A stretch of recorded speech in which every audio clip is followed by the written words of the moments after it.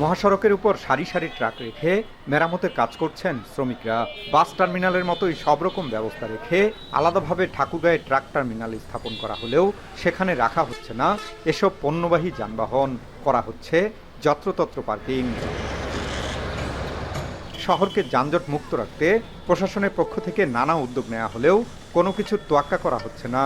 পুরাতন বাসস্ট্যান্ড এলাকার BRTC counter থেকে শুরু করে সদর উপজেলা পরিষদ পর্যন্ত রাস্তার দুপাশে এমন যত্রতত্র পার্কিংয়ের কারণে অন্যান্য যানবাহন সহ পথচারীদের চলাচল চরমভাবে ব্যাহত হচ্ছে।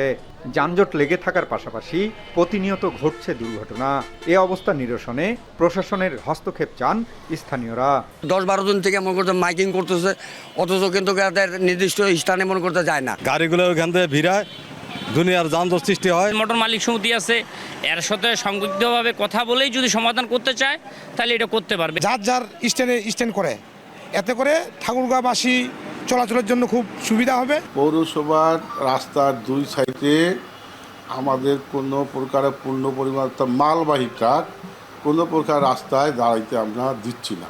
তবে বেশ কিছু দৃশ্যমান উদ্যোগ নেওয়ার কথা জানিয়ে যত্রতত্র পার্কিং যেন না হয় সে বিষয়ে দ্রুত উদ্যোগ নেওয়া হবে বলে জানান জেলা প্রশাসক। মাইক্রোবাস এবং অ্যাম্বুলেন্সগুলিকে আমরা স্টেডিয়ামের পাশে নিয়ে গেছি এবং বলেছি যে তাদেরকে হসপিটালের আশেপাশে তাদের প্রতিনিধি রাখার জন্য মোবাইলে যোগাযোগ করে যাতে নিয়ে আসতে পারে। এইরকম আমরা ট্রাক যারা মালিক আছেন ওনাদের সাথে বসবো, ওনাদের যাতে সুবিধা হয়, আবার আমাদের সাধারণ জনগণও যাতে চলাচলে অসুবিধা না হয়। 2017 সালে সদরের জগন্নাথপুর এলাকায় 30,000 বর্গফুট জমিতে মালিক সমিতি ও শ্রমিক ইউনিয়নের যৌথ উদ্যোগে ট্রাক টার্মিনালটি স্থাপন করা হয়।